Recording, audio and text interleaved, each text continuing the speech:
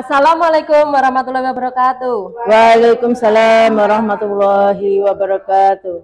Selamat pagi dan salam sejahtera bagi kita semua. Yang kami hormati Kepala SDN 6 Kutukan, Bapak Ibu Guru dan staf SDN 6 Kutukan, serta tamu undangan. Alhamdulillahirabbil alamin, puji syukur kita panjatkan kepada Allah Subhanahu wa taala karena taufik dan hidayahnya kita semua dapat berkumpul pada pagi hari ini dalam acara diseminasi budaya positif. Semoga Allah senantiasa melimpahkan rizki, kemudahan agar kegiatan kita hari ini berjalan dengan lancar. Sholawat serta salam marilah kita haturkan kepada junjungan kita Nabi Agung Muhammad SAW. Semoga kita semua mendapat syafaat dari beliau di yaumul kiamah nanti. Hadirin yang saya hormati, sebelum memasuki acara inti, terlebih dahulu saya akan membacakan acara pada pagi hari ini. Yang pertama, pembukaan, yang kedua inti, yang ketiga tanya jawab, dan yang keempat penutup. Hadirin sekalian, acara yang pertama adalah pembukaan. Marilah kita buka acara pada pagi ini dengan bacaan basmalah bersama-sama. Semoga acara ini dapat berjalan dengan lancar serta mendapatkan ridho Allah Subhanahu wa taala. Bismillahirrahmanirrahim. Acara selanjutnya adalah acara inti, yaitu pemaparan tentang budaya positif yang akan disampaikan pemateri kita, yaitu Bu Hilyatus Saadah. Kepada Bu Hilya kami persilahkan. Baik Bapak Ibu, Assalamualaikum warahmatullahi wabarakatuh. Waalaikumsalam warahmatullahi wabarakatuh. Selamat pagi semuanya. Pagi. Sehat Bapak Ibu? Alhamdulillah. Alhamdulillah. Terima kasih Bapak Ibu sudah menyempatkan hadir dalam kegiatan diseminasi budaya positif.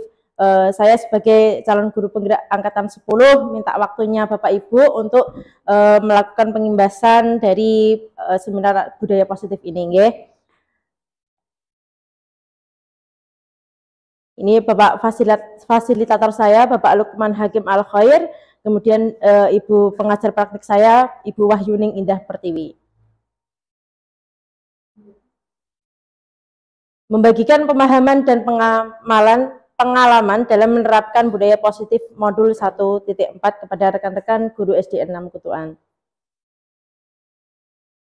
Nah, Bapak Ibu, di dalam budaya positif ini nanti saya akan menjelaskan tentang yang pertama yaitu perubahan paradigma belajar, yang kedua tentang disiplin positif, yang ketiga tentang motivasi perilaku manusia, yang keempat tentang kebutuhan dasar manusia, yang kelima tentang posisi kontrol restitusi, kemudian yang keenam tentang keyakinan kelas dan segitiga restitusi. Nah, di sini ada pertanyaan pemantik Bapak Ibu. Coba di sini saya minta pendapat dari Bapak Ibu semua. Nomor 1, hukuman dapat mendisiplinkan anak. Kira-kira Bapak Ibu setuju tidak? Siapa yang setuju? Siapa yang tidak setuju? Oke, nanti kita akan bahas di slide selanjutnya, nggih. Kemudian yang selanjutnya, pemberian hukuman dengan hal positif seperti membaca atau membersihkan halaman sekolah dapat meningkatkan disiplin anak. Kira-kira Bapak Ibu setuju atau tidak? Setuju. Setuju. Kalau setuju, angkat tangan Bapak Ibu. Nah, siapa yang tidak setuju? Ada yang tidak setuju? Rata-rata setuju, nggih. Nah, kemudian selanjutnya, memberi penghargaan dapat meningkatkan motivasi belajar anak. Bapak Ibu setuju apa mboten? Setuju. Nah, tidak setuju. Kenapa Pak Agus tidak setuju? Karena pemberian hadiah atau apa namanya? Hukuman. Ya. Itu terhadap anak ketika tidak diberi apresiasi nanti tidak akan melaksanakan sesuai dengan Oh, iya. Orientasinya nanti adalah hadiah terus. Iya. Oke, terima kasih atas jawabannya Pak Agus. Ya. Untuk hukuman dapat mendisiplinkan anak. Pemberian hukuman dengan hal positif seperti membaca, membersihkan halaman sekolah dapat meningkatkan disiplin anak. Nah, di sini jawabannya tidak setuju Bapak Ibu. Kenapa? Karena ada cara lain. Tidak hanya dengan memberikan hukuman atau penghargaan, tetapi ada cara lain yang akan saya jelaskan nanti di selanjutnya. Okay? Yang pertama, tentang perubahan paradigma belajar. Nah, coba sekarang kegiatan kepalan tangan. Kira-kira ketika Pak Rudi memiliki berlian di dalam tangannya dan dikepalkan, kira-kira dengan Bu Preti, Bu Endah merayu, membujuknya untuk melepaskannya, kira-kira Pak Rudi mau tidak? Untuk melepaskan berlian yang ada di tangannya tadi. Kira-kira mau tidak? Mau. Mau? Mau apa tidak? Tidak mau ya. Karena apa Bapak Ibu? Barang yang ada di kepalan tangan ini sangat berharga Bapak Ibu. Kita harus mempertahankannya sekuat tenaga. Ini adalah barang kita dan milik kita. Kita harus mempertahankan apa yang sudah kita miliki. Seperti itu. Kemudian perubahan paradigma teori kontrol atau teori pilihan. Di sini ada beberapa ilusi guru mengontrol murid. Kemudian yang kedua, ilusi bahwa kritik dan membuat orang merasa bersalah dapat menguatkan karakter. Yang ketiga, ilusi bahwa semua penguatan positif efektif dan bermanfaat. Yang keempat, ilusi bahwa orang dewasa memiliki hak untuk memaksa. Yang pertama, miskonsepsi tentang kontrol, ilusi bahwa guru mengontrol murid. Pada dasarnya kita tidak dapat mengontrol murid Bapak Ibu. Kira-kira bisa nggak kita mengontrol murid? Tidak. Tidak. Kita bisa mengontrol ketika berada di dalam kelas. Tetapi kalau kita muridnya sudah di luar, apakah kita bisa mengontrol kondisi mereka, perilaku mereka? Nggih, tidak. Kenapa? Mereka punya kontrol sendiri. Ketika dia berada di kelas, dia bisa mengontrol diri karena ada apa? Ada keyakinan kelas yang kita buat. Ada peraturan yang harus dia taati. Nah, seperti itu. Nggih. Yang kedua, ilusi bahwa semua penguatan positif efektif dan bermanfaat. Penguatan positif atau bujukan adalah bentuk-bentuk kontrol. Segala usaha untuk mempengaruhi murid agar mengulangi suatu perilaku tertentu adalah suatu usaha untuk mengontrol murid tersebut. Jadi penguatan positif, bujukan, rayuan, itu merupakan bentuk-bentuk dari kontrol. Selanjutnya tentang ilusi bahwa kritik dan membuat orang merasa bersalah dapat menguatkan karakter. Menggunakan kritik dan rasa bersalah untuk mengontrol murid menuju pada identitas gagal.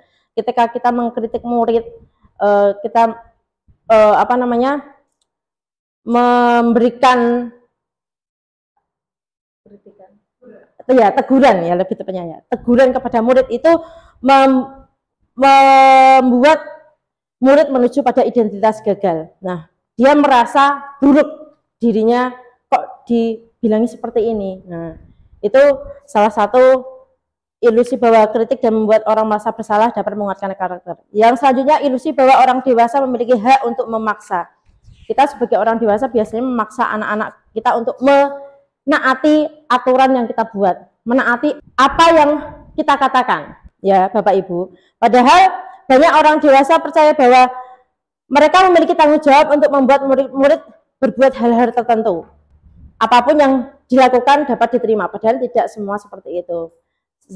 Semua siswa memiliki hak untuk menuruti apa tidak. Ketika sekali dituruti, mereka bisa suatu saat tidak menuruti apa yang kita mau. Nah, seperti itu ya Bapak Ibu. Budaya positif perubahan paradigma stimulus respon lawan teori kontrol. Nah, bagaimana seseorang bisa berubah dari paradigma stimulus respon kepada pendekatan teori kontrol? Nah, jika kita ingin melakukan suatu perubahan, kita bisa melakukannya secara perlahan-lahan. Kita harus melakukan secara perlahan dan kemajuan sedikit demi sedikit, maka kita perlu mengubah sikap atau perilaku kita. Nah, tetapi kita juga ingin memperbaiki cara-cara utama kita, maka kita perlu mengubah cara pandang kita terhadap dunia dan pola berpikir kita. Nah, di sini siapa sesungguhnya yang memiliki kontrol? Nah, di dalam stimulus respon ya, kita mencoba mengubah orang agar berpandangan sama dengan kita. Tetapi dalam teori kontrol atau pilihan, kita berpandangan bahwa kita berusaha memahami pandangan orang lain tentang dunia. Menurut stimulus respon, perilaku buruk dilihat sebagai suatu kesalahan. Tetapi di teori kontrol atau pilihan, itu semua perilaku memiliki tujuan. Selanjutnya, orang lain bisa mengontrol saya, tetapi di dalam teori kontrol, hanya Anda yang bisa mengontrol diri Anda sendiri. Kemudian di dalam stimulus respon juga, saya bisa mengontrol orang lain, tetapi di dalam teori kontrol, Anda tidak bisa mengontrol orang lain.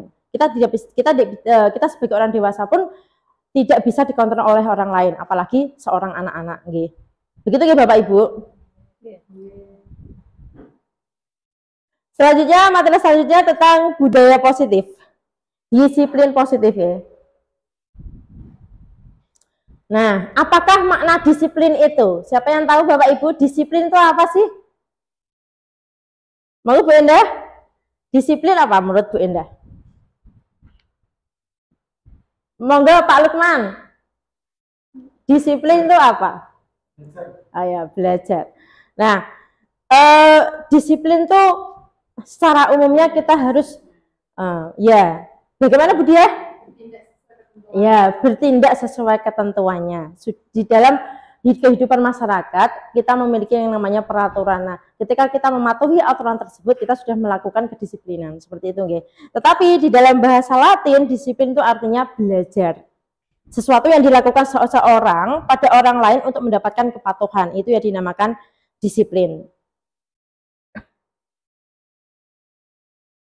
Selanjutnya tentang nilai-nilai kebajikan universal. Nah, nilai-nilai kebajikan universal merupakan sifat-sifat positif manusia yang merupakan tujuan mulia yang ingin dicapai setiap individu. Dan nilai-nilai kebajikan ini banyak Bapak Ibu, termasuk nilai kesehatan, keselamatan, kemudian tanggung jawab, peduli, dan masih banyak yang lainnya. Begitu nggak Bu Mira? Nilai-nilai tersebut bersifat universal dan lintas bahasa, tidak memandang lintas bahasa, suku, bangsa, agama maupun latar belakang.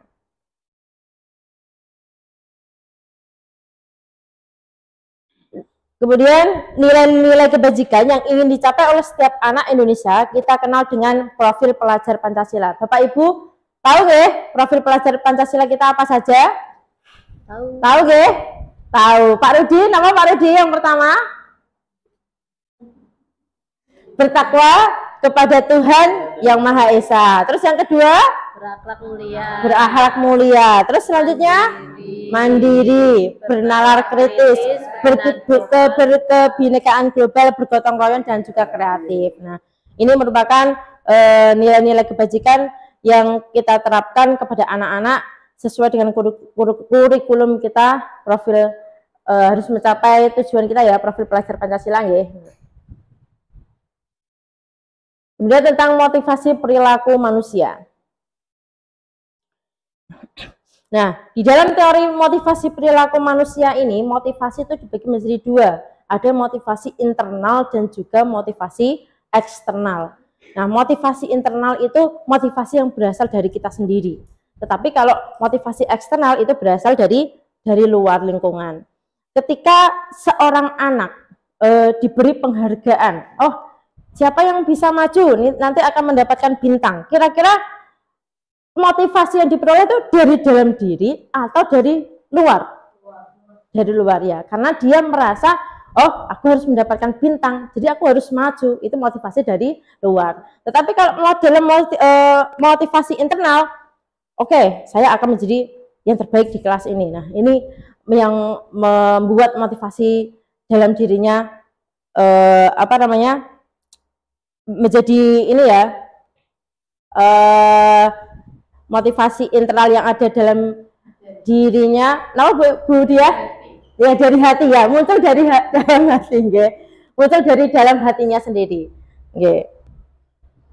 Ini beberapa untuk ketika untuk motivasi eksternal ya. Ini untuk menghindari ketidaknyamanan atau hukuman. Nah, contohnya gini, ketika seseorang maju tidak mau, apa yang akan terjadi apabila saya tidak melakukannya? Nah, apakah saya akan dihukum? Apakah saya akan dikucilkan dari teman-temannya yang lain? Nah, seperti itu. Kemudian untuk mendapatkan imbalan dari orang lain, apa yang akan saya dapatkan jika saya membantu orang itu? Nah, itu motivasi dari eksternal ya. Nah, kecuali kalau motivasi internal, dia bertujuan untuk menghargai dirinya sendiri. Saya akan menjadi apa bila saya melakukannya? Apakah saya akan menjadi yang terbaik atau bagaimana?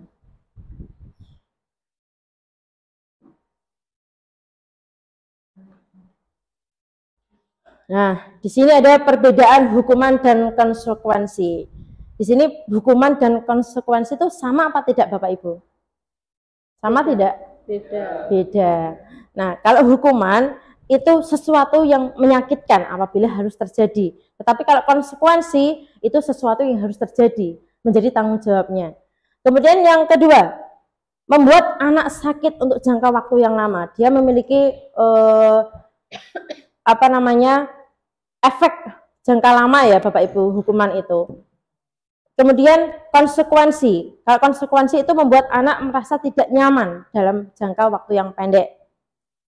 Untuk hukuman, kalau kita memberikan hukuman kepada anak, itu akan membuat anak menjadi benci dengan kedisiplinan. Kalau konsekuensi, anak akan menghargai disiplin. Kemudian selanjutnya, kalau hukuman itu paksaan ya, paksaan kalau kita harus menaati peraturan. Tetapi kalau kita tidak mau, kita harus dapat hukuman. Nah, itu berupa paksaan. Tetapi kalau konsekuensi itu stimulus atau respon tanggapan dari dalam diri kita sendiri. Kemudian untuk hukuman, mendorong anak menyakiti diri sendiri. Kalau konsekuensi, mendorong anak agar mudah menyesuaikan diri. Begitu ya Bapak Ibu? Yeah.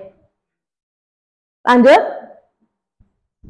Nah, di sini ada beberapa pertanyaan. Ayo, coba kita lihat Bapak Ibu. Ini hukuman atau konsekuensi menurut Bapak Ibu? Mencatat 100 kali di dalam buku kalimat dengan kalimat saya tidak akan terlambat lagi karena terlambat ke sekolah. Kira-kira hukuman atau konsekuensi Bapak Ibu? Hukuman, ya. Karena dia sudah tahu aturannya, maka dia harus, ketika dia melanggar, dia harus mendapatkan hukuman. Kemudian lari mengelilingi lapangan basket 2 kali karena terlambat hadir di sekolah. Kira-kira hukuman atau konsekuensi? Hukuman. Hukuman, oke. Kemudian selanjutnya, murid diminta untuk push up 15 kali karena tidak menggunakan masker ke sekolah. Hukuman. Hukuman atau konsekuensi? Hukuman. Oke. Selanjutnya, menggantikan kertas tugas teman yang telah dicoret-coret. Kira-kira hukuman atau konsekuensi? Konsekuensi. Oke, konsekuensi Bapak Ibu. Wah, bagus sekali Bapak Ibu. Kemudian lanjut, membersihkan tumpahan air di meja tulis karena tersenggol pada saat belajar. Konsekuensi atau hukuman? Konsekuensi, ya. Selanjutnya, murid disuruh untuk mengenakan sepatu seharian di sekolah karena tidak mengenakan sepatu hitam. Kira-kira konsekuensi atau hukuman? Itu murid disuruh Mengenakan sepatu seharian di sekolah karena tidak mengenakan sepatu hitam. Dia, oh mohon maaf, ini sepatu yang lain ya Bapak Ibu, dengan warna yang berbeda, maksudnya seperti itu. Karena tidak mengenakan sepatu hitam. Oh, itu murid disuruh untuk tidak mengenakan sepatu. Ya, mohon maaf, ini ketikanya kurang Bapak Ibu. Oke. Ya. Karena tidak mengenakan sepatu hitam. Hukuman apa? Oke, hukuman ya. Selanjutnya, lari mengelilingi lapangan basket 2 kali karena terlambat 10 menit untuk pelajaran PJOK. Hukuman atau konsekuensi? Konsekuensi. Konsekuensi Bapak Ibu. Yeah. Dia sudah ada aturannya soalnya. Dia harus konsekuensinya seperti itu. Jadi dia harus mengelilingi lapangan basket selama 2 kali. Bisa nggak Bapak Ibu? Bisa membedakan antara hukuman atau konsekuensi. Bisa nggak Pak Rudi? Pak Rudi bisa. Terima kasih Pak Rudi. Kemudian tentang kebutuhan dasar manusia. Kita sebagai manusia memiliki kebutuhan dasar ya. Yang pertama, ada kebutuhan dasar bertahan hidup. Yang kedua, tentang kebutuhan dasar kasih sayang dan rasa diterima. Yang ketiga, tentang penguasaan. Yang keempat, kebebasan. Dan yang kelima, kesenangan. Nah, contoh dari kebutuhan dasar bertahan hidup sendiri itu merupakan kebutuhan yang bersifat fisiologis seperti kesehatan, kemudian makanan, minuman, rumah. Ini merupakan kebutuhan untuk bertahan hidup ya. Contoh, ketika ada anak yang selalu meminta bekal makan temannya, kira-kira penyebabnya apa Bapak Ibu? Kok anak ini setiap hari minta bekal temannya sendiri? Karena lapar. Karena lapar. Terus apa lagi? Tidak bawa bekal. Nah, hal ini terjadi karena orang tua di rumah tidak memberikan atau membawakan bekal atau nasi, sehingga dia bagaimana aku membuat kenyang perut ini. Nah, jadi mau nggak mau dia nggak ada pilihan. Kalau dia nggak dikasih uang saku, salah satu solusinya bagaimana?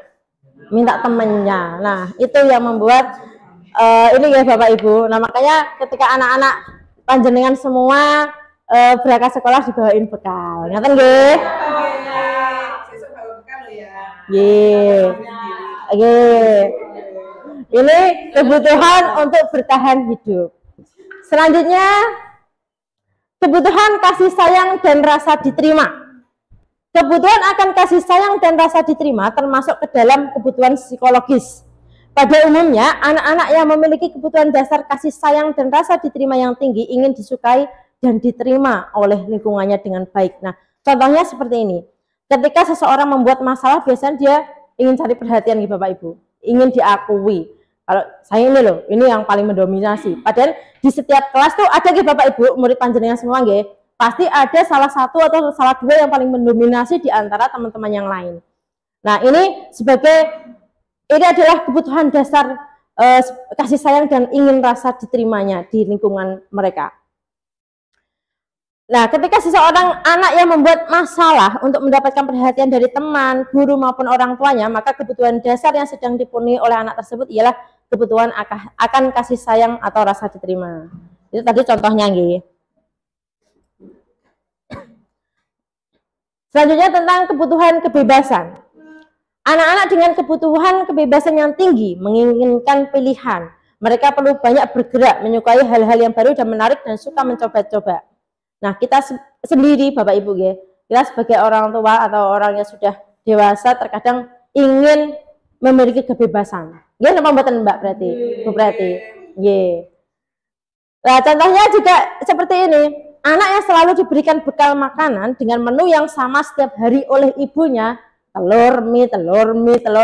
Dia kan merasa bosan nih Bapak Ibu ya, merasa bosan. Nah, mau nggak mau dia, wah ini punya temanku kok lebih enak, coba. Nah, seperti itu. Ini kebebasan dia untuk mengambil makan bekal yang dimiliki oleh teman-temannya. Karena ya itu tadi dibawain orang tuanya dengan bekal yang sama setiap harinya. Selanjutnya tentang kebutuhan kesenangan. Kebutuhan kesenangan merupakan kebutuhan untuk mencari kesenangan, bermain dan tertawa. Terkadang ada nggih Bapak Ibu di kelasnya panjenengan semua, itu kalau lihat temennya nangis tuh malah ketawa. Nggih napa mboten? Memang sengaja usil untuk bagi mereka terlihat lucu, tapi dampaknya kepada anak yang nangis ini bagaimana? Trauma, malu, itu yang didapat. Nah, kebutuhan kesenangannya. Tapi anak si yang ketawa tadi dia nggak peduli akan hal itu. Mereka yang penting bahagia melihat temannya seperti itu. Okay. Nah, kemudian selanjutnya kebutuhan penguasaan. Kebutuhan pengakuan atas kemampuan untuk mencapai sesuatu menjadi kompeten, menjadi terampil, diakui atas prestasi dan keterampilan yang dimiliki, dapat membuat pencapaian dihormati, didengarkan, meninggalkan pengaruh dan memiliki rasa harga diri. Nah, contohnya apabila ada anak yang merasa hebat setelah mengganggu temannya karena temannya menjadi takut dan menuruti keinginannya, maka anak tersebut sedang berusaha memenuhi kebutuhan dasarnya, itu kekuasaan. Contohnya tadi dia anak yang paling merasa hebat di kelasnya.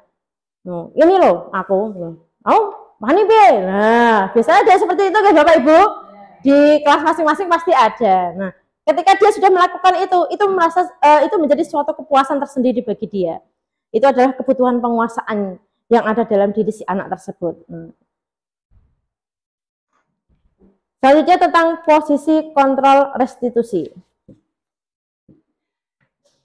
Nah, kita sebagai pendidik atau kita sebagai guru ini memiliki 5 posisi kontrol. Yang pertama yaitu posisi kontrol penghukum. Yang kedua, pembuat rasa bersalah. Yang ketiga, pemantau. Yang keempat, manajer. Yang kelima, teman. Nah, kita secara tidak langsung apa yang kita ucapkan kepada siswa kita itu memiliki posisi kontrol masing-masing Bapak Ibu. Oke, contohnya yang pertama. Nah, penghukum. Seorang penghukum bisa menggunakan hukuman fisik maupun verbal. Nah, biasanya seperti kita menegur siswa kita dengan ucapan yang seperti ini itu kita posisi kontrolnya menjadi seorang penghukum. Contohnya dari kata verbal ini ya, patuhi aturan saya atau awas nanti kamu nggak tak kasih nilai. Itu merupakan posisi kontrol penghukum. Kira-kira bagus tidak Bapak Ibu seperti itu? Tidak nggih. Nah, selanjutnya, kamu selalu saja salah. Kamu selalu saja membuat masalah di kelas ini. Nah, itu kira-kira bagus tidak Bapak Ibu? Nah, itu adalah posisi kontrol guru sebagai seorang penghukum gitu. Nah, guru seperti ini senantiasa percaya hanya ada satu cara agar pembelajaran bisa berhasil, yaitu dengan cara dia sendiri. Nah, menurut Bu Guru ini atau Bapak Ibu Guru ini, menurut dia, ini kita harus dengan menggunakan cara ini biar anak ini nurut. Padahal tidak seperti itu. Ada cara yang lain untuk menyelesaikan hal tersebut. Ngoten nggih? Nggih. Selanjutnya, pembuat orang merasa bersalah. Pembuat orang merasa bersalah akan menggunakan keheningan atau dengan kata lembut. Biasanya kita ada guru yang mungkin di luar sana menyindir dengan secara halus, ya Bapak Ibu. Nah, secara halus artinya, Ibu sangat kecewa sekali dengan kamu hari ini. Kenapa kamu tidak patuh pada aturan? Nah, itu posisi kontrol guru sebagai seorang pembuat orang merasa bersalah. Dia di posisi ini murid akan memiliki penilaian diri. Kok aku gini ya? Kok aku selalu disalahkan oleh bu guru ya? Nah, dia akan merasa aku selalu menjadi pembuat masalah di sini. Kata-kata seperti itu bisa membuat mindset mereka berubah seperti itu, Bapak Ibu guru. Murid merasa tidak berharga dan telah mengecewakan orang-orang yang di sekelilingnya, orang-orang yang disayangi. Nah, ngerti nih Bapak Ibu? Oke, selanjutnya posisi kontrol teman. Nah, ini biasanya banyak Bapak Ibu nggih, guru-guru muda itu sekarang seperti itu. Menjadi guru dan juga sekaligus menjadi teman bagi murid-muridnya. Guru pada posisi ini tidak akan menyakiti murid, namun akan tetap berupaya mengontrol murid melalui persuasi atau kata-kata ajakan. Contohnya, ayo tolong bantu bu guru, ini bawa ke kantor ya. Nah, terus ayo kamu nggak ingat kemarin sudah dibantu bapak ibu guru, masa nggak ingat? Nah, gitu sebagai teman ya bapak ibu, ya sudah kali ini tidak apa-apa, nanti ibu bantu bereskan. Nah, hal negatif ini memiliki hal negatif dan hal positif bapak ibu. Hal positifnya, oke, kita menjadi dekat dengan anak-anak, tetapi ada hal negatif yang ada pada posisi ini, ya. Hal negatifnya yaitu ketika guru tersebut, murid tersebut meminta bantuan kepada kita tidak menurutinya, mereka akan kecewa. Dan mereka lain kali, kemarin enggak, ini bu guru enggak membantu aku, ya sudah. Sekarang tak balas seperti ini. Nah, itu negatifnya seperti itu. Akan timbul murid hanya akan bertindak untuk guru-guru tertentu saja, tidak untuk guru yang lainnya, gitu nggih. Murid akan bergantung pada guru tersebut kalau dia tidak menuruti apa yang dibutuhkan oleh murid tersebut. Kemudian yang keempat, posisi kontrol monitor atau pemantau. Memonitor berarti mengawasi. Nah, ini banyak Bapak Ibu guru, biasanya guru-guru senior sebagai pengawas. Nggih nama buatan Bapak Ibu. Bu Preti, Mbak Preti, wah, luar biasa sekali nih Bu Preti, guru panutan Pada saat kita mengawasi, kita bertanggung jawab atas perilaku orang-orang yang kita awasi. Posisi pemantau berdasarkan pada peraturan dan konsekuensi pertanyaan yang diajukan seorang pemantau. Contohnya, apa yang kamu lakukan? Kira-kira sanksinya apa kalau kamu melakukan ini? Konsekuensinya apa kalau kamu bersalah atas tindakan ini? Nah, seperti itu guys, diawasi. Kamu nggak ingat dengan peraturan yang sudah kita buat. Nah, itu posisi kontrol monitor atau pemantau. Selanjutnya, posisi kontrol manager adalah posisi mentor di mana guru berbuat sesuatu bersama dengan murid, mempersilahkan murid mempertanggungjawabkan perilakunya, mendukung guru agar dapat menemukan solusi atas permasalahannya sendiri. Seorang manajer akan bertanya, apakah kamu meyakininya? Jika kamu mau meyakininya, apakah kamu bersedia memperbaiki kesalahan kamu? Nah, apa rencana kamu untuk memperbaiki kesalahan ini? Jadi ketika mereka melakukan kesalahan, kita tidak menjudge, oh, kamu yang salah, kamu yang ini, nah, kamu kan yang memulai duluan. Nah, tidak seperti itu Bapak Ibu. Kita harus mencari penyebabnya terlebih dahulu. Pasti mereka punya alasan tersendiri kenapa mereka melakukan seperti itu. Ngoten nih Bapak Ibu? Nah, coba di sini Bapak Ibu. Saya kecewa sekali dengan kamu. Kira-kira di antara 5 posisi kontrol tadi, siapa yang mengatakannya? Saya kecewa sekali dengan kamu. Siapa? Bukan, maksudnya apakah si pembuat merasa bersalah, atau penghukum, atau teman, atau manajer, atau yang lainnya? Pembuat merasa bersalah. Oke, disimpan jawabannya. Pembuat merasa bersalah. Yang kedua, kamu tidak pernah benar melakukannya. Kamu kalau disuruh bu guru selalu seperti ini. Nah, tidak pernah benar di mata gurunya. Kira-kira posisi kontrol yang dimiliki dari pernyataan ini apa? Pembuat merasa bersalah. Pembuat merasa bersalah. Oke, disimpan jawabannya Bu Mira. Terima kasih. Kemudian, ayolah lakukan demi Bapak Ibu. Ayo, tadi apa? Teman. Sebagai teman. Oke, Pak Lukman, bagus. Kemudian, apakah kamu mau mendapatkan stiker bintang hari ini? Setuju? Nah, ini kira-kira posisi kontrol apa Bapak Ibu? Teman. Teman, oke. Terima kasih Bu Mira. Kita lihat nanti jawabannya. Kemudian selanjutnya, bagaimana kamu bisa menyelesaikan masalah ini? Menurut kamu solusinya bagaimana? Manajer, oke, seorang pemimpin ya. Kemudian kamu selalu yang paling terakhir ketika mengerjakan tugas. Kira-kira posisi kontrol apa yang dimiliki ini? Apa? Pembuat rasa bersalah. Pembuat merasa bersalah. Oke, kita lihat jawabannya. Jeng jeng. Jeng jeng. Nah, saya kecewa sekali dengan kamu. Membuat anak, oh kok aku salah terus toh. Nah, mesti anak berpikir seperti itu. Kok aku terus Ibu yang disalahkan, padahal kan bukan. Nah, kayak gitu. Kamu tidak pernah benar melakukannya. Ini sebagai penghukum, selalu salah terus di mata gurunya. Kemudian, ayolah lakukan demi Bapak Ibu. Ini sebagai teman, nggih. Kemudian, apakah kamu mau mendapatkan stiker bintang hari ini? Ini sebagai pemantau atau pengawas tadi. Bagaimana kamu bisa menyelesaikan masalah ini? Ini sebagai manajer atau pemimpin. Yang terakhir, kamu selalu yang paling terakhir ini adalah sebagai penghukum, nggih, Bapak Ibu. Selanjutnya, keyakinan kelas. Sekarang saya tanya Bapak Ibu, di dalam kelas masing-masing sudah ada kesepakatan kelas Bapak Ibu? Ada yang sudah, ada yang belum. Ayo kita belajar tentang ini Bapak Ibu, kita belajar bersama-sama. Mengapa tidak peraturan saja? Mengapa harus keyakinan kelas? Ini ada pertanyaan Bapak Ibu. Kenapa kita memiliki peraturan tentang penggunaan helm padahal pada saat mengendarai kendaraan roda 2 bermotor? Kenapa kita harus memakai helm? Kenapa? Kira-kira? untuk melindungi kepala, Keselamatan. menjaga keselamatan. Terus apa lagi? Terpapar, biar tidak terpapar dari sinar matahari kata Bu Indah. Oke. Sinar UV. Oke, terlindung dari sinar UV. Oke, luar biasa. Oke. Oke, kita simpan dulu jawabannya. Kemudian yang kedua, mengapa kita memiliki peraturan tentang penggunaan masker dan mencuci tangan setiap saat? Kira-kira untuk apa? Terhindar dari virus.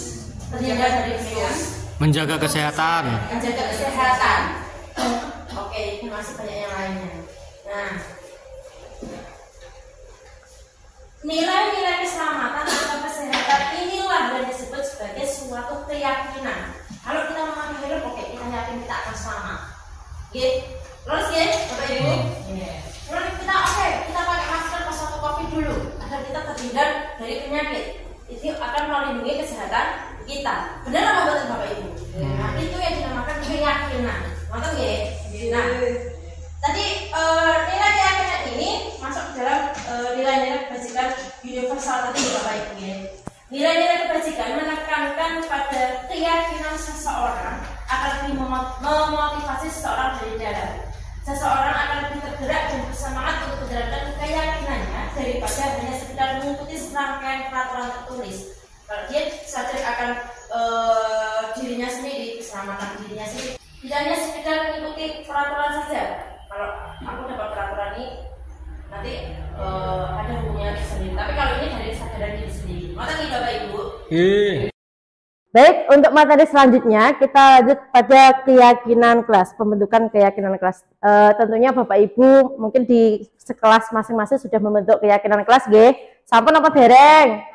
Sampun, nggih. Pembentukan keyakinan kelas. Keyakinan kelas ini bersifat lebih abstrak daripada peraturan yang lebih rinci dan konkret. Jadi keyakinan kelas itu hampir sama Bapak Ibu, tapi juga agak berbeda. Kalau keyakinan kelas itu tidak bersifat memaksa, tetapi kalau yang peraturan kelas bersifat memaksa. Nggih. Kemudian yang kedua, keyakinan kelas berupa pernyataan-pernyataan universal. Yang ketiga, pernyataan keyakinan kelas senantiasa dibuat dalam bentuk positif. Keyakinan kelas hendaknya tidak terlalu banyak sehingga mudah diingat dan dipahami oleh semua warga kelas. Nah, keyakinan kelas ini dibentuk bersama siswa, disepakati bersama dengan siswa. Keyakinan kelas ini dibentuk untuk menertibkan siswa. Menertibkan siswa ini tidak berarti memaksa, nggih, tetapi lebih kepada tanggung jawab mereka. Mereka agar lebih merasa tanggung jawab terhadap apa yang sudah disepakati. Ngoten. Nah, fungsi dari keyakinan kelas sendiri itu kira-kira apa Bapak Ibu? Ada yang tahu? Untuk mendisiplinkan murid. Terus apa lagi kira-kira? Untuk menertibkan murid. Iya, apa lagi? Kesepakatan kelas ya. Untuk kesepakatan kelas. Iya. Jadi nanti Bapak Ibu guru di kelas yang belum ada kesepakatan kelas atau keyakinan kelas yang belum dibuat bisa dibuat dengan bersama murid-murid ya, nggih. Ngoten nggih Bapak Ibu. Nah, lanjut prosedur pembentukan keyakinan kelas. Nah, biasanya keyakinan kelas ini dibentuk sebelum kita melaksanakan pembelajaran. Biar panjenengan semua meminta pendapat kepada siswanya. Masing-masing siswa menyampaikan pendapatnya, kemudian kita tulis di papan tulis. Contohnya, hari ini tertib dalam melaksanakan pembelajaran. Nanti ada sanksinya sendiri apa apabila tidak mematuhi kesepakatan tersebut. Kemudian mencatat semua masukan di papan tulis, di mana semua murid bisa melihat hasil curah pendapat. Yang ketiga, susunlah keyakinan kelas sesuai prosedur pembentukan keyakinan kelas. Gantilah kalimat-kalimat dalam bentuk negatif menjadi positif. Kalau biasanya, ayo jangan berlari-lari di dalam kelas. Kita ganti, kenapa Bu Mira? Nah, berjalanlah di kelas atau di koridor. Kemudian, jangan buang di tempat sampah. Kita bisa mengganti dengan kalimat positif. Menjadi apa Pak Agus kira-kira? Buanglah sampah pada tempatnya. Kalau apalagi Bapak Ibu, ada yang bisa menyampaikan pendapat? Jangan ramai. Kira-kira kalimat positifnya bagaimana? Ayo perhatikan Bapak Ibu guru. Ayo perhatikan Bapak Ibu guru. Kalau kita biasanya secara spontanitas gitu Bapak Ibu, jangan memakai sepatu warna itu, harus memakai warna hitam. Kira-kira kalimat positifnya bisa diganti apa Bapak Ibu? Pakailah sepatu yang berwarna hitam. Nah, seperti itu. Ubahlah kalimat negatif menjadi kalimat positif. Mohon maaf Bapak Ibu, saya biasanya juga begitu. Kita sendiri sebagai guru kadang spontan, oh jangan ini, jangan ini. Nah, kita sekarang belajar mengubah kalimat negatif itu menjadi sebuah kalimat positif. Ngoten nggih Bapak Ibu. Kemudian setelah keyakinan kelas atau sekolah selesai dibuat, maka murid-murid dipersilahkan meninjau ulang dan menyetujuinya dengan menandatanganinya. Kita sampaikan ke siswa apa yang sudah mereka sampaikan, kita tulis dan kita kembalikan ke mereka lagi. Mana yang disetujui dan tidak. Apabila tidak disetujui, maka kita bisa menggantinya dengan dikembalikan ke mereka lagi. Ngoten nggih? Nah, selanjutnya keyakinan kelas bisa dilekatkan di dinding kelas di tempat yang mudah dilihat semua warga kelas. Nah, keyakinan kelas itu nanti tidak harus ditulis di kertas ya Bapak Ibu. Kita bisa menuliskan di papan tulis kalau ketika mau pembelajaran dimulai, teman-teman. Nah, ini ada ada tugas peraturan selalu kembalikan buku ke tempatnya. Kira-kira nilai kebajikannya apa Bapak Ibu? Masih ingat yang sudah saya sampaikan tadi tentang nilai kebajikan? Masih ingat ya? Masih ingat. Ada nilai tanggung jawab, ada nilai menghormati, keselamatan, kesehatan, dan lain sebagainya. Nah, nomor 1, selalu kembalikan buku ke tempatnya. Kira-kira nilai universalnya apa Bapak Ibu? Nilai kebajikan universalnya tanggung jawab, nggih, betul sekali. Kemudian yang kedua, dilarang mengganggu orang lain. Kira-kira apa nilai kebajikannya? Tanggung jawab. Iya, terima kasih Bu Mira pendapatnya. Selanjutnya hadir di sekolah 15 menit sebelum pembelajaran dimulai. Tanggung jawab. Oke. Selanjutnya dilarang melakukan kekerasan. Kira-kira nilai kebajikannya apa Bapak Ibu?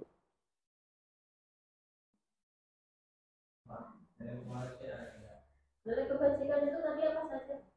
Ada nilai keselamatan, kesehatan, tanggung jawab, menghormati, keselamatan. Oke. Kemudian dilarang menggunakan narkoba. Keselamatan atau kesehatan? Kesehatan. Oke. Selanjutnya bergantian atau menunggu giliran.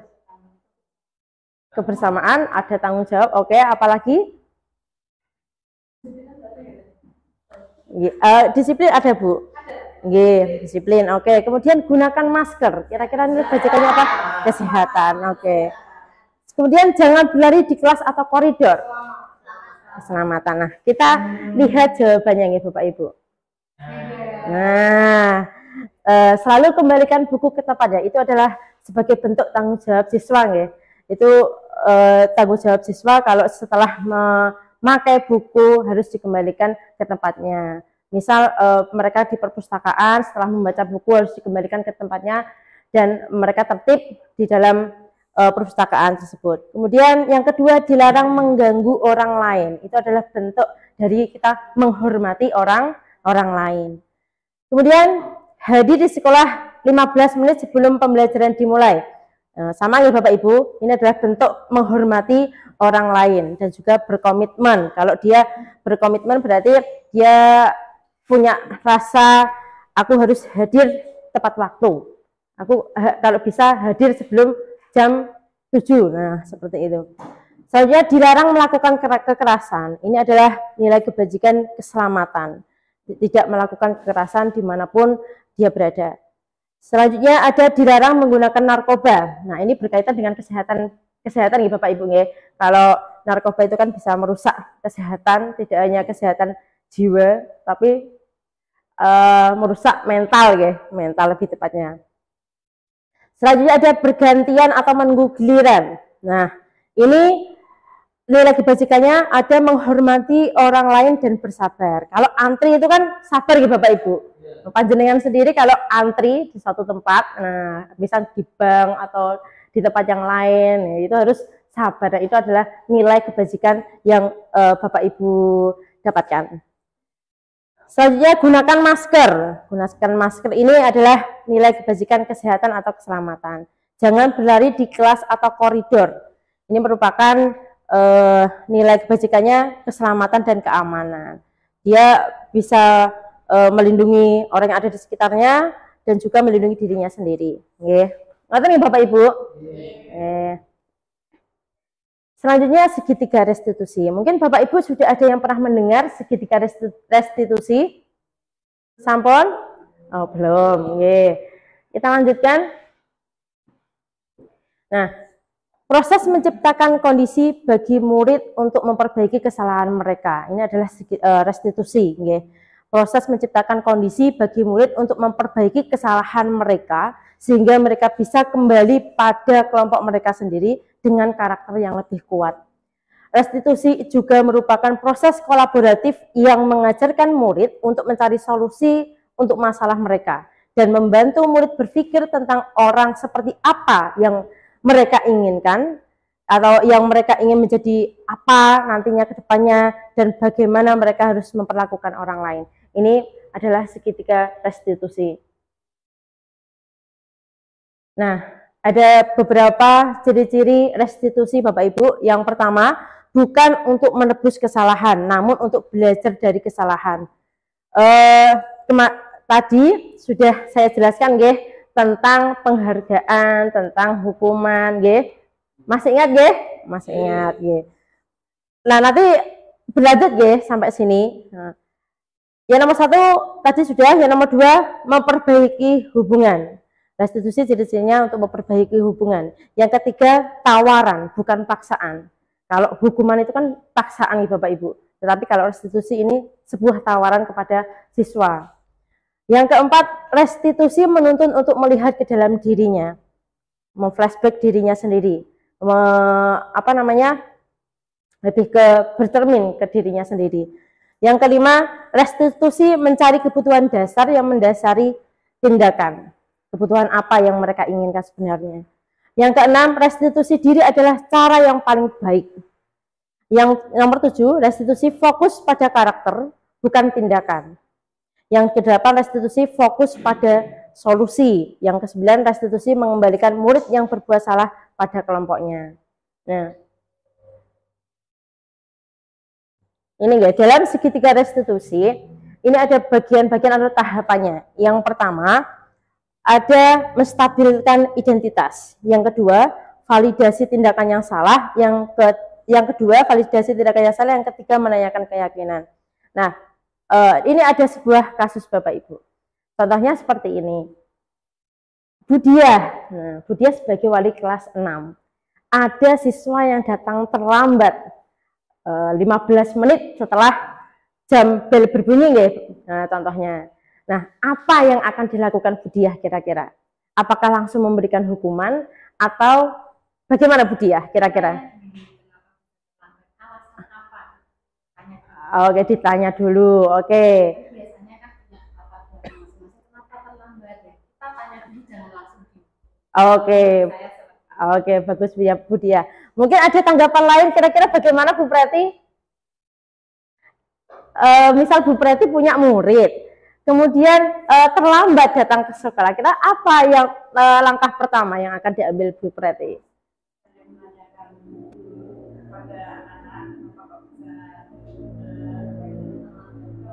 Oke. Selanjutnya, langkah selanjutnya apabila si siswa itu sudah menjawab, Bu, alasannya saya tadi ngantuk, Bu. Terus saya menasihati anak, seandainya ya alasannya kan gitu. Bu, tadi malam saya itu tidurnya sampai larut malam. Tuh, terus saya menasihati anak. Oke, terima kasih atas pendapatnya Bu Preti. Yang pertama, menstabilkan identitas. kita tanya dulu, benar apa kata Bu Diah dan juga Bu Preti tadi, kita tanya alasannya dulu, tidak langsung menjudge, kamu kok selalu datang terlambat. Nah, itu tidak diperbolehkan Bapak Ibu. Kita harus tanya dulu alasannya apa, kenapa kok kamu terlambat datang ke sekolah. Kalau jawaban siswa misal, mohon maaf Bu, saya tadi malam melihat ketoprak Bu sampai kemalaman. Nah, kita bisa, oh seperti itu jawabannya, kita tabung dulu jawabannya. Nah, kira-kira nanti ditanyakan lagi, ini tadi nggak, kamu tentu punya alasan mengapa melakukan itu. Terus kita tanya lagi, ketika apakah ada cara yang lebih efektif untuk mendapatkan apa yang kamu butuhkan. Kita tanya, setelah tanya alasan tadi, kita tanya lagi, kamu ingat enggak dengan kesepakatan kelas yang sudah disepakati? Kalau ingat ya, kita flashback ke diri sendiri dulu Bapak Ibu, tidak langsung menjudge. Setiap orang memiliki kesalahan. Bapak Ibu guru pun selalu bisa melakukan kesalahan. Tidak harus menyalahkan siswa secara langsung. Nah, kita belajar bersama-sama. Kita cari solusi bersama. Kita cari solusi bersama bagaimana menyelesaikan masalah tersebut. Setelah tadi ditanyakan, sudah ditanyakan alasannya, sudah ditanya ingatkah dengan kesepakatannya, keyakinan kelas apa yang telah disepakati tadi, kemudian kamu ingin menjadi seperti apa? Kamu ingin menjadi, kedepannya pengen menjadi apa sih? Apa yang akan kamu contoh kedepannya? Ngerti nggih? Ini contohnya. Nah, menstabilkan identitas itu membuat anak yang merasa gagal karena berbuat salah menjadi positif terhadap dirinya. Tadi kan kalau kita kadang menjudge, kamu kok selalu telat toh. Jangan seperti itu ya. Nah, itu mereka malah merasa, oh kok aku diginikan ya, merasa terpojok gitu Bapak Ibu.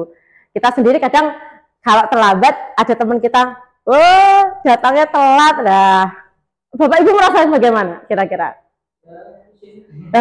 Malu gitu, malu. Terus kemudian, kok iya ya, aku telat gitu. Jadi kayak merasa gagal guys sebagai guru yang jadi panutan. Terus berbuat salah itu hal yang manusiawi, tidak ada manusia yang sempurna. Itu bisa disampaikan kepada siswa kita. Bapak Ibu juga bisa berbuat salah. Kita pasti bisa menyelesaikan masalah ini. Bapak Ibu tidak tertarik untuk mencari tahu siapa yang benar dan siapa yang salah. Bapak Ibu lebih tertarik kepada penyelesaian masalah yang kita hadapi saat ini. Nah, kalau kamu menyalahkan dirimu sendiri terus-menerus, apakah kamu bersikap baik pada dirimu sendiri? Kalau dia merasa kita sudah menjudge terus, akhirnya dia merasa bersalah, apakah dia bisa bersikap baik pada dirinya sendiri? Kan belum tentu gitu Bapak Ibu. Itu tahapan yang pertama, segitiga restitusi, yaitu menstabilkan identitas. Yang kedua, validasi kebutuhan. Membantu murid mengenali basic atau kebutuhan dasar yang ingin dipenuhinya ketika melakukan kesalahan itu. Pada dasarnya, setiap tindakan manusia tujuannya adalah memenuhi kebutuhan dasar, apakah itu penguasaan, apakah itu kebebasan, kasih sayang dan rasa diterima, kesenangan atau bertahan hidup. Contohnya ketika validasi kebutuhan, langkah segitiga restitusi yang kedua. Kamu bisa saja melakukan hal yang lebih buruk, tapi kita tidak melakukannya kan? Nah, kamu pasti punya alasan kenapa melakukannya. Itu adalah bentuk dari validasi kebutuhan. Apa yang penting bagi kamu? Kemudian kamu boleh tetap berusaha menjaga sikap itu, tapi tambahkan sikap yang lain yang lebih baru. Maukah kamu belajar cara lain untuk mendapat yang kamu butuhkan tanpa harus memukul? Nah, itu contoh-contoh pernyataan atau pertanyaan yang akan disampaikan kepada siswa ketika kita melakukan langkah restitusi yang kedua. Selanjutnya menanyakan keyakinan. Ini adalah langkah restitusi yang terakhir. Anak melihat kesalahannya dan dihubungkan dengan norma sosial dan nilai-nilai yang mendasari manusia berinteraksi dengan orang lain. Ketika menanyakan keyakinan, kita bisa berkata apa nilai yang kita percaya di kelas atau sekolah kita. Nah, kemudian nilai-nilai universal apa yang telah kita sepakati. Menghormati orang lain, terus kemudian tanggung jawab, disiplin, dan lain sebagainya. Kelas yang ideal itu seperti apa sih menurut kamu, Nak? Itu bisa kita tanyakan sebagai bentuk keyakinan mereka. Kemudian, kamu ingin menjadi seperti apa? Saya ingin menjadi orang yang lebih baik lagi Bu ke depannya. saya tidak akan mengulanginya lagi. Nah, itu bentuk kesadaran dari siswa nanti, jawaban mereka akan seperti itu, teman-teman. Kemudian, apa yang kamu rasakan ketika kamu melakukan itu? Kamu menjadi orang yang seperti apa? Ini pun sebagai pertanyaan ketika kita melakukan langkah segitiga restitusi yang ketiga, teman-teman. Ngoten nih Bapak Ibu.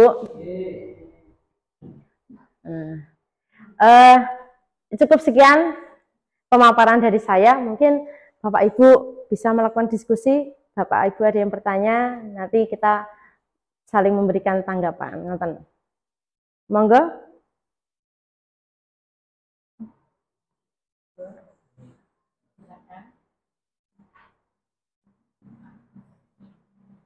Jadi gini ya Bu ya, ketika kita dalam pembelajaran Nggih. kita harus memang membuat kesepakatan kelas dalam pembelajaran. Yang ingin saya tanyakan itu terkadang keyakinan kelas dengan program yang kita buat itu kadang bertentangan. Misalkan kemauan kesepakatan kelas anak-anak hari ini kita belajar di dalam ruangan atau di luar ruangan. Kita sudah membuat metode pembelajaran yang seharusnya memang berada di dalam ruangan, tetapi mereka ternyata menginginkan di luar ruangan. Kemudian apa yang akan kita lakukan? Nah, baik, terima kasih Bapak Agus atas pertanyaannya luar biasa sekali. Nah, ketika kita sudah membuat rencana pembelajaran dan murid menginginkan mereka di luar kelas, oh Pak, outing kelas Pak di luar Pak, oke, di outdoor gitu. Nah, kita menyesuaikan materinya dulu. Materinya kalau berhubungan dengan matematika, kira-kira bisa enggak di luar? Bisa, tetapi kita menggunakan media yang lain. Nggih, ngoten nggih? Misal kita mempunyai papan kecil, nah kita bisa menjelaskan di luar itu bisa nggih. Nah, apabila kita hari ini mau saya tontonkan video contohnya, apa kira-kira mungkin kita melaksanakannya di luar? Enggak? Bisa atau tidak kira-kira? Bisa apa tidak? Nah, tergantung peralatannya. Di situ ada listrik apa tidak? Ngoten nggih. Nah, kalau di situ ada roll, jenengan punya roll atau kabel yang lebih panjang, kita bisa menyaksikannya di luar bersama-sama. Ngoten. Kita menyesuaikan kebutuhan murid. Kita ketika mengajar dengan memenuhi kebutuhan murid, mereka akan merasa nyaman, mereka akan merasa asik, menyenangkan. Kecuali kita, nggak boleh, sudah, kamu di sini saja. Oh, ini pelajaran pembelajaran video. Nah, kita yang sebagai guru harus mengusahakan bagaimana anak itu nyaman, senang, seperti itu, Pak Agus. Nah, mungkin ada tanggapan lain, Bu Diah atau Bu Enda, Bu Yayu atau Pak Rudi?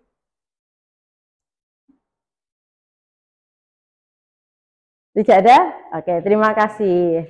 Terima kasih Pak Agus. Mungkin ada pertanyaan lain Bapak Ibu? Nggih, monggo Bu Mira.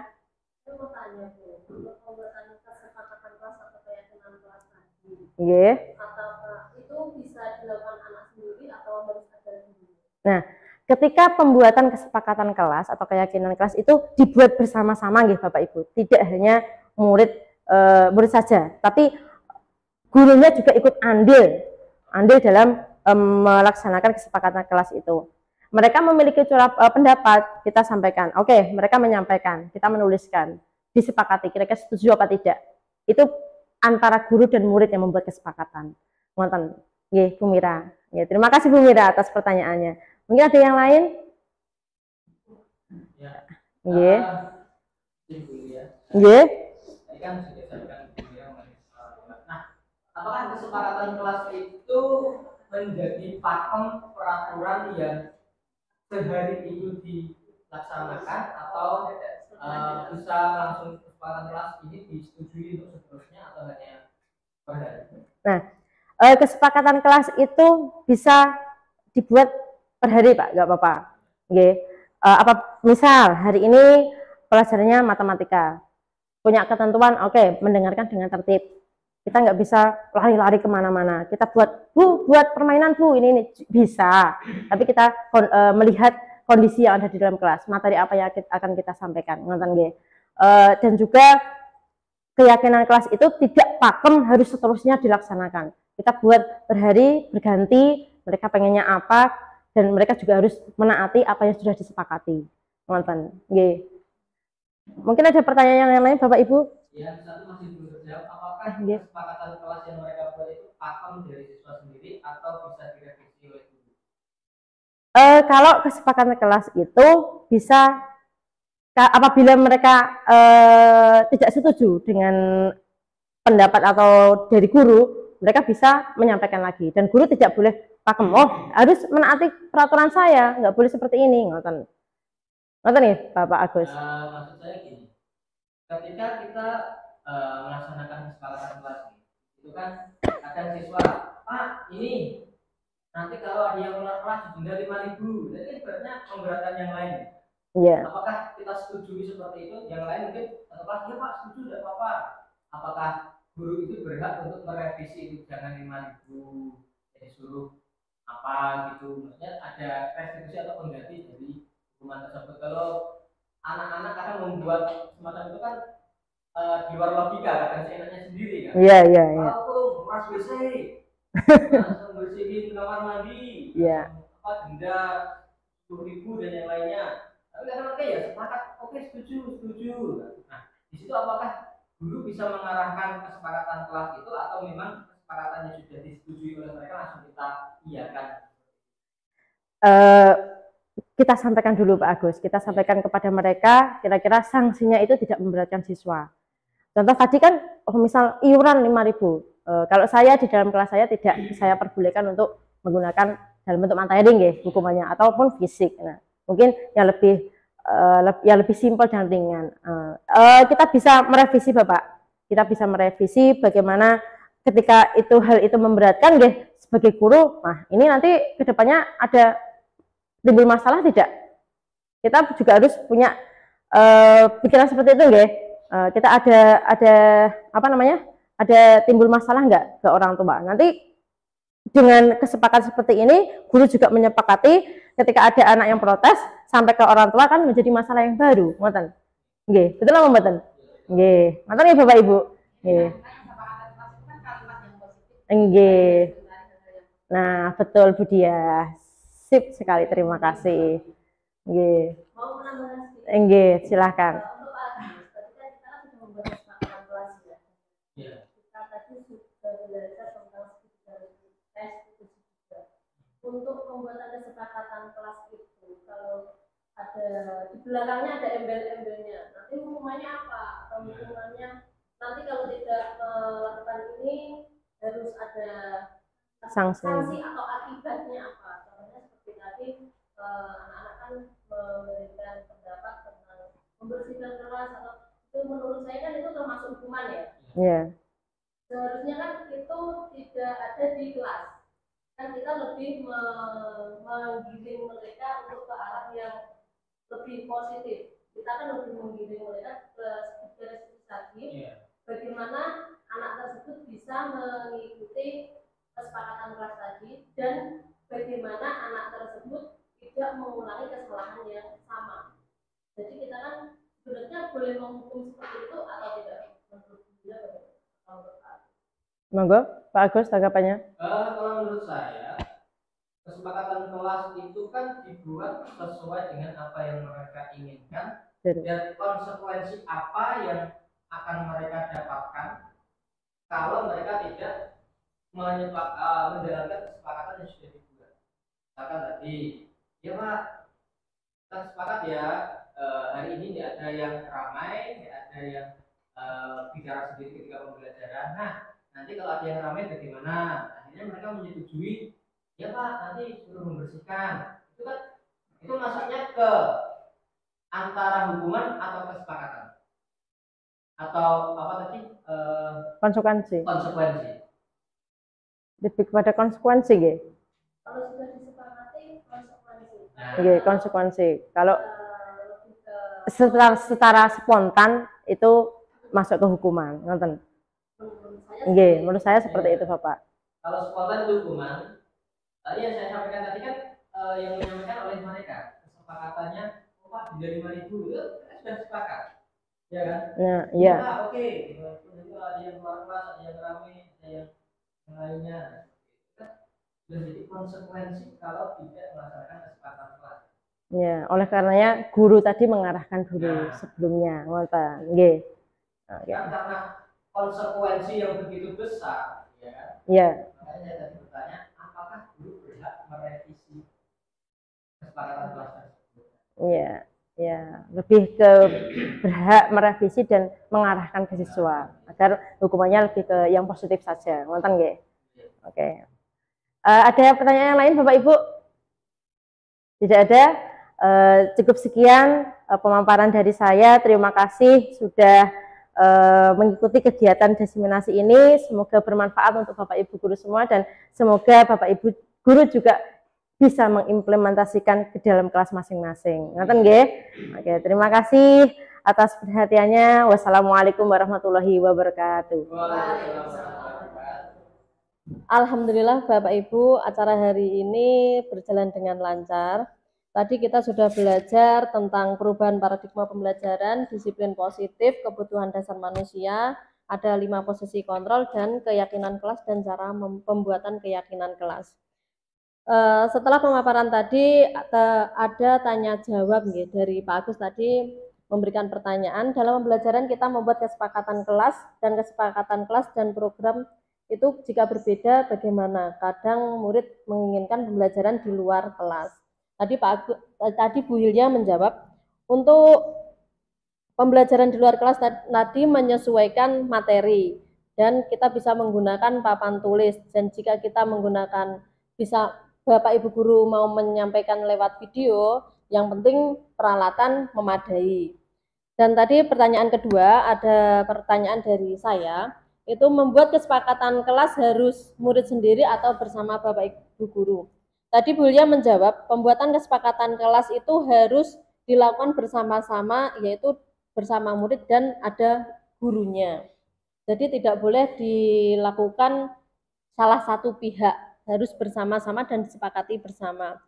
Dan pertanyaan yang ketiga dari Pak Agus, tadi kesepakatan kelas itu satu untuk seterusnya atau setiap hari membuat atau setiap pembelajaran kita membuatnya. Tadi dijawab Bu Hilya, untuk pembuatan kesepakatan kelas kita buat setiap pertemuan atau setiap hari dan bisa diganti jika kesepakatan kelas tadi kurang memenuhi pembelajaran atau tidak sesuai dengan pembelajaran yang kita sampaikan. Itu tadi tanya jawab dari Bapak Ibu guru dan Bu Hilya.